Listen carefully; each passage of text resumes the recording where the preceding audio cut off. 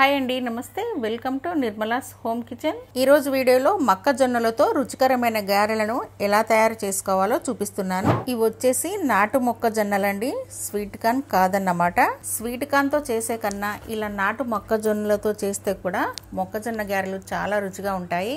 ముందుగా మొక్కజొన్న కంకులకి ఇలా పైన ఉన్న పొట్టు తీసేసి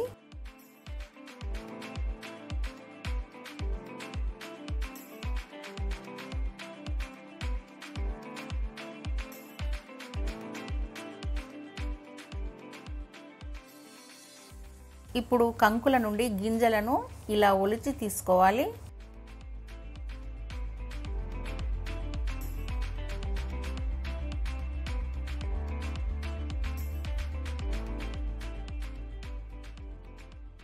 అన్ని మొక్కజొన్న గింజలని ఇలా ఒలిచి తీసుకున్న తర్వాత ఇందులోకి కారానికి తగ్గట్టుగా ఒక 8 పచ్చిమిరపకాయల్ని, 1 స్పూన్ జీలకర్రని,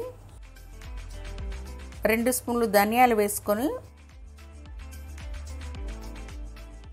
ఒక 2 వెల్లుల్లి గడ్డలని ఇలా ఒలిచి కొంచెం పొట్టుతో పాటే వేసుకొని వీటన్నింటినీ మిక్సీ జార్లో వేసుకొని మెత్తగా గ్రైండ్ చేసుకోండి.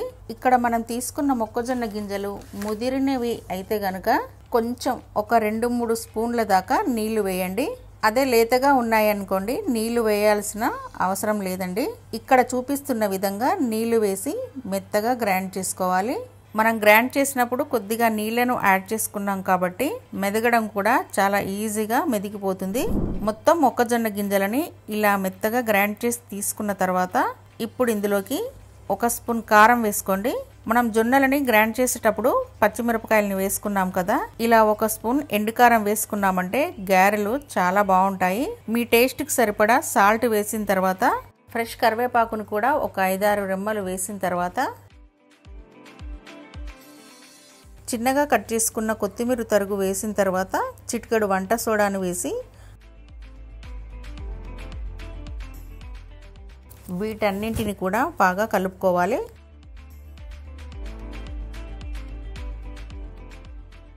కలుపుకున్న తర్వాత పిండి కన్సిస్టెన్సీ ఈ విధంగా ఉంటే గారెలు కరెక్ట్గా వస్తాయి.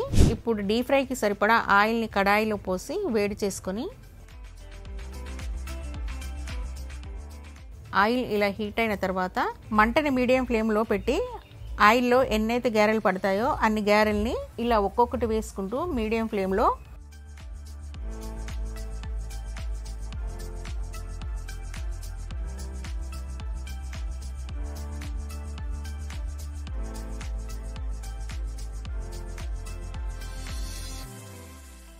గారెలు క్రిస్పీగా అయ్యేంత వరకు ఫ్రై చేసుకోండి.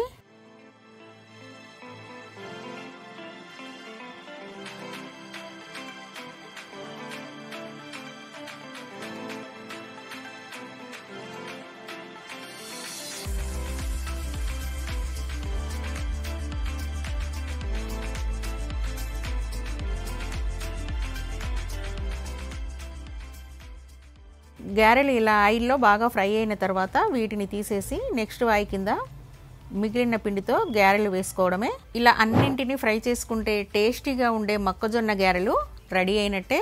ఈవినింగ్ టైంలో స్నాక్స్ లాగా ఇవి చాలా బాగుంటాయండి. ఇన్స్టెంట్గా అప్పటికప్పుడు చేసుకోవచ్చు, ఎక్కువ కష్టపడాల్సిన అవసరం కూడా ఉండదు.